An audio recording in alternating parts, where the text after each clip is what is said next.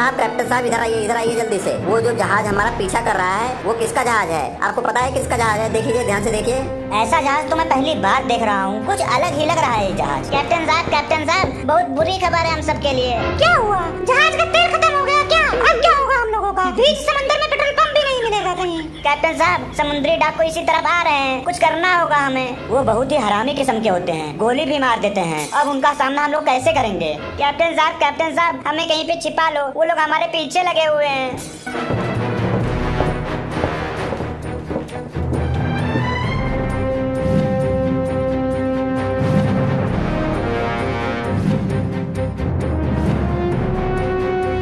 मैं जहाज का कैप्टन बोल रहा हूँ। आप लोगों के पास जो भी कीमती सामान है उसे या तो छिपा लो कहीं पे या समुद्र में फेंक दो। जैसे कि गले की चैन, मोबाइल फोन, अंगूठी, घड़ी, जल्दी से जल्दी सब कुछ निकाल कर समुद्र में फेंक दो। ओ कैप्टन के बच्चे, पागल हो गया है क्या तू? समुद्र में फेंकने से हम बच जाएंगे क्या? हम सबको मिलकर उन डाकुओं का सामना करना है। अगर हम साथ में रहेंगे बिना डरे बिना कांपे तो हम उनका सामना कर सकते हैं। क्या आप लोग उनका सामना करने के लिए तैयार हैं? यस। जोर से बोलिए, क्या आप लोग उनका सामना करने के लिए तैयार हैं? तैयार है, हम लोग तैयार हैं। मैं भी तैयार हूँ, मैं भी डरता नहीं हूँ। मैं भी तैयार हूँ। युद्ध करना हमारा धर्म है, सब लोग तैयार हो जाओ। समोखन भाई, हमारे पास तो कुछ है भी नहीं यार, हम किससे हमला करेंगे? अब हम सबकी मृत्यु निश्चित है, सबके सब मरेंगे।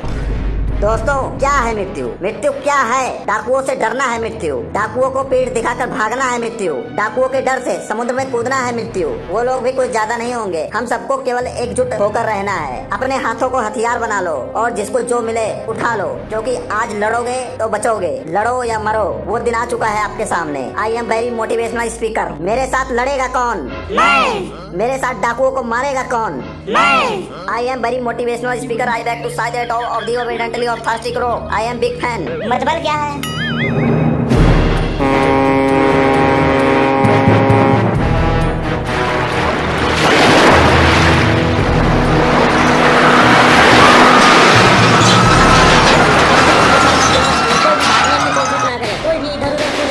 जो भागेगा वो पहले मरेगा। जो भी तुम लोगों के पास है सब निकाल दो, नहीं तो सबके सब मारे जाओगे। श्रीमान डाकू जी, हमारे पास कुछ नहीं है। जो भी हमारे पास था, जब हम लोग दूसरे शिप पे थे तभी हम लोगों को दूसरे डाकुओं ने लूट लिया। अब लूटे हुए को क्या लूटोगे? कुछ नहीं है हमारे पास, हम कंगाल हैं। हम लोगों को बेवकूफ समझते हो? दूसरे गिरोह का फोन आया था हमारे पास, उन लोगों ने बताया तुम लोगों ने उन्हें उल्लू बनाया है, तुम लोग उन्हें बेवकूफ बना दिए हो। तुम्हारे पास बहुत बड़ा खजाना है जो तुम लोग कहीं छिपा कर रखे हो। मुझे लगता है इसी शिप में तुम लोग कहीं छुपा के रखे हो। आराम से निकाल दोगे तो कोई खून खराबा नहीं होगा। हम लोग खजाना लेकर चले जाएंगे। अगर नौटंकी करोगे तो उसके बाद तुम लोग मारे जाओगे, फिर हम खजाना लेकर जाएंगे।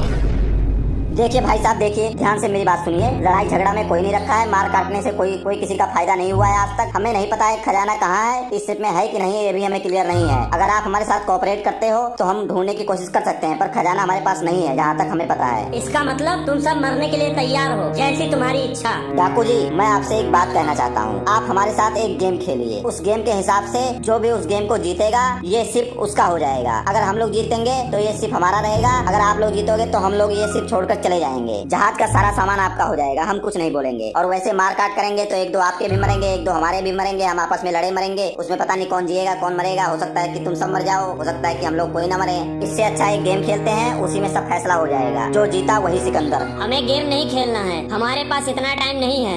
कौन सा गेम खेलना है? अगर हम गेम ना खेलें तो तुम क्या कर लोगे ये बताओ।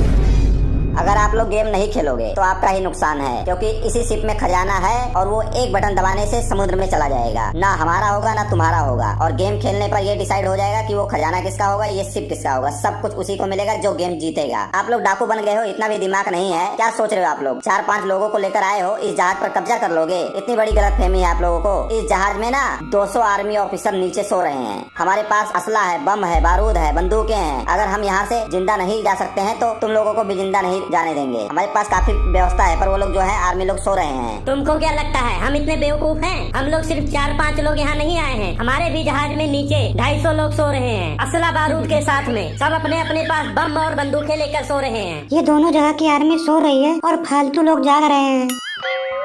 चलो ठीक है, मैं गेम खेलने के लिए तैयार हूँ। ये मत सोचना कि हम लोग डर गए। ये बताओ कि गेम कौन सा खेलना है। हम गेम जीत कर इस जहाज पर कब्जा करेंगे। अब सब लोग अपना कान मुंह नाक जहाँ से भी लोग सुनते हो सब कुछ अपना खोल कर सुन लो। रूल्स और टर्म्स एंड कंडीशन। हम टॉस करेंगे दोनों टीम के कैप्टन। अगर तू टॉस जीतता है तो मेरी टीम में से एक बंदा समुद्र में कूद जाएगा। अगर मैं टॉस जीतता हूँ तो तेरे टीम से एक बंदा समुद्र में कूद जाएगा। इस तरह टॉस होता रहेगा। जिस टीम के बंदे पहले खत्म हो जाएंगे वो टीम हार जाएगी और दूसरी टीम का पूरा जहाज हो जाएगा। ये खेल है जिंदगी और मौत का। यहाँ किस्मत साथ देगा वही जीतेगा। ठीक है, गेम शुरू करते हैं। मैं सबसे पहले अपनी टीम के इस बंदे को दांव पर लगाता हूँ। अगर मैं हार गया तो इसको फेंक देंगे नीचे।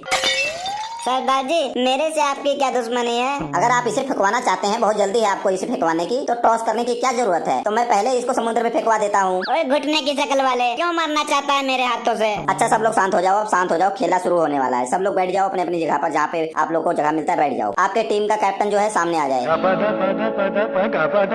किसी के पास सिक्का है? 10, 5, 1, 2 का सिक्का हो तो निकाल दीजिए टॉस करने के लिए। कितने गरीब लोग हो यार तुम सब। किसी के पास सिक्का नहीं है, बहुत गरीब डाकू हो तुम लोग। तुम लोग कौन सा बहुत अमीर हो? तुम्हारे पास होता तो तुम ही लोग निकाल देते। हम लोगों के पास 500 के नोट हैं। हम लोग सिक्के नहीं रखते हैं, भिखारी थोड़ी हैं। फिर टॉस किससे किया जाए ये तो बताओ। ये ईंट पड़ा है ना, इसी से होगा टॉस। एक तरफ साफ है, एक तरफ खड्डा।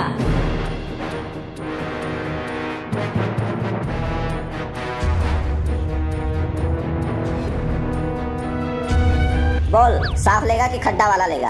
पहले ऊपर फेंक फिर बताऊंगा। खड्डा खड्डा खड्डा खड्डा। साफ आ गया, खड्डा नहीं आया। गेम के मुताबिक तू हार चुका है। तू अपने एक आदमी को समुद्र में कूदने के लिए बोल। ओए चंदू, तू जाके कूद जा। जी सरदार जी।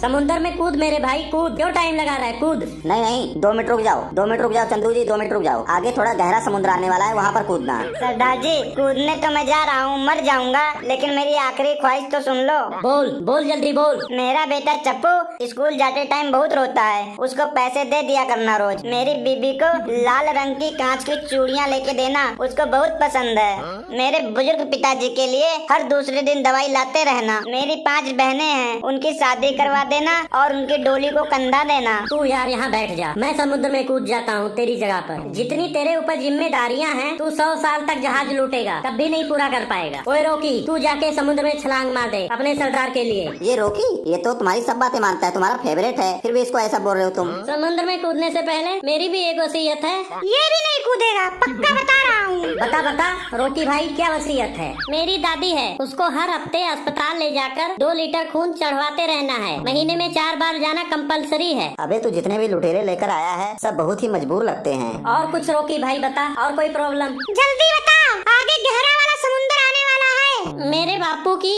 1 लात लकड़ी की है। तो उसमें मुझे क्या करना है? आग लगाना है?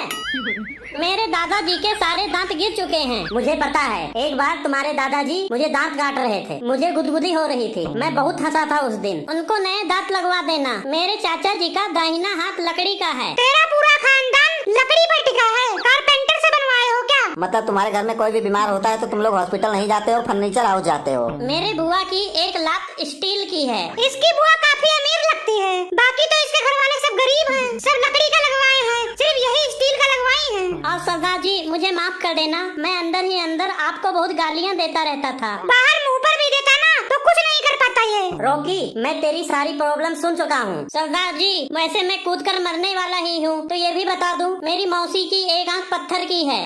ओए मेरी बात सुन, तेरी पूरी फैमिली पहाड़ों में खुदाई के समय मिली थी क्या? किसी का कुछ लक्कड़ का है, किसी का कुछ पत्थर का है, किसी का कुछ लोहे का है, कोई स्टील का है, ये सब क्या है? कोई है तेरे घर में जो पूरा इंसान हो, जिसमें कुछ लक्कड़ पत्थर का ना लगा हो? ओए रोकी भाई, जिस तरह तेरी पूरी फैमिली डैमेज है, केवल तू ही ऊपर से नीचे तक ओरिजिनल है। भाई तेरा दुख मेरे से देखा नहीं जा रहा है, तेरी जगह पर मैं समुद्र में कूद जाता हूँ। कूदो कूदो, कोई तो कूदो, समुद्र खत्म हो जाएगा तब कूदोगे। तो ठीक है सरदार जी, अगर आपकी इजाजत है तो मैं ये कुर्बानी देने को तैयार हूँ। मुझे ये भी पता है कि मेरे बाद आप मेरे 10 बहनों की शादी करा दोगे और मेरे 5 भाइयों की भी शादी करवाओगे। मेरी बुआ की शादी भी करवा दोगे आप। मेरे चाचा अभी तक कुंवारे बैठे हैं, उनकी भी शादी करवा दोगे आप। मेरे मौसी की भी शादी करवा दोगे। ये जहाज बेचकर आप टेंट और कैटरिंग का सामान खरीद लो, काफी शादियाँ करवानी पड़ेंगी आपको। तेरा पूरा खानदान ही कुंवारा बैठा है, तुम लोगों को कोई 1-2 बार भी रिश्ते के लिए नहीं पूछा?